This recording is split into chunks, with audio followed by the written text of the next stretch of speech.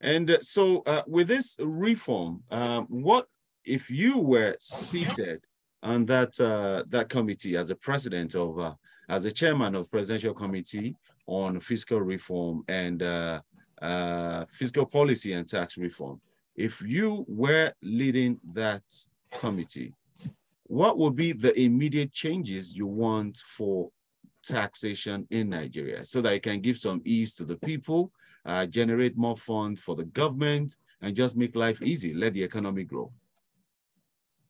I think I said it earlier. Thank you for that question. I said it earlier, and I think they are looking at it. But I will put it as a major top priority is technology, right? Before reducing multiple taxes, I would first increase the tax base. I think that's the first thing I would focus on. How do we increase the tax base?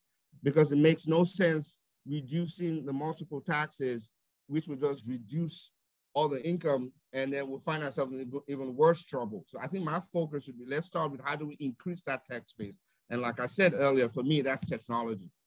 Well, so my focus would be how do we bring technology in and fast to gather all this information, get more people in there. Then I'll think about how do we then make this easier for some of the parties that are being subject to this taxes.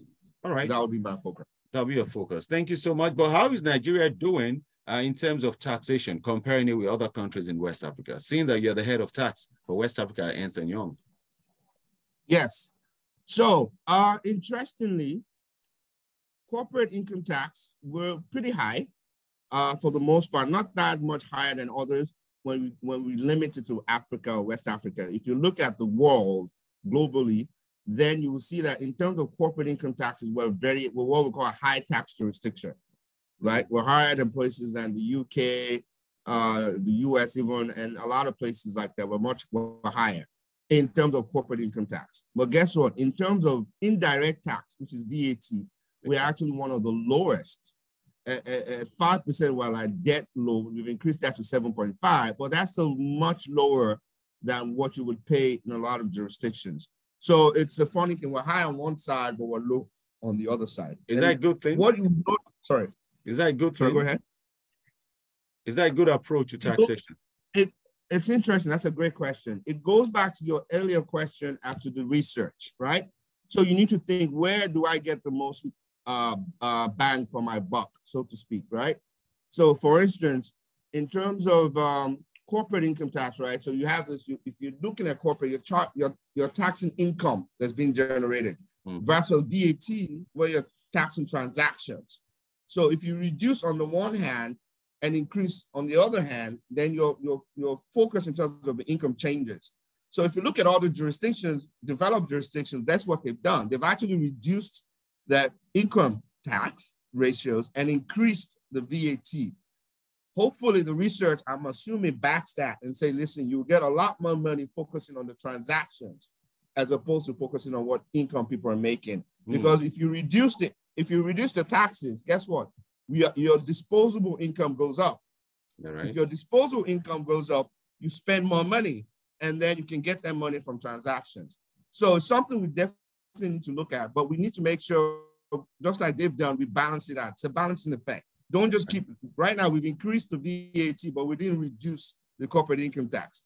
It was okay because the VAT was pretty low, but if you want to get it to the standards of, then you really got to balance it out. If not, you're just increasing the burden on individuals and companies without a real balancing effect. Let me ask you this question. I'm sure a lot of Nigerians will not be happy with me asking this question, but there are some Scandinavian countries or countries in some parts of Europe as well, where personal income tax goes as high as 40-something% or 50%. Is that something we should consider for Nigeria?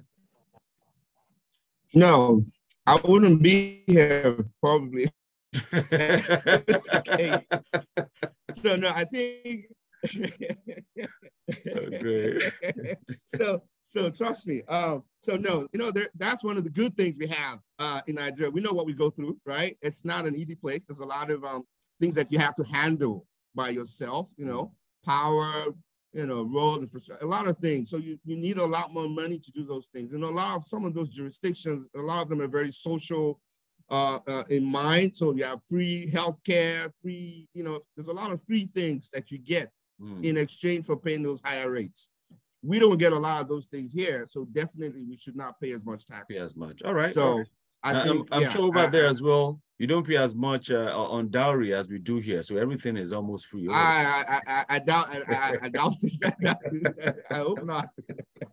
So yeah, so that's another reason to keep those taxes low. All right. All right. Akinbiyi Abudu, thank you so much for your time. It's been quite an informative chat with you, and we'll reach out to My you pleasure. Subsequently to keep talking tax. Thank you so much. It's been great being here. All right. Have a lovely day.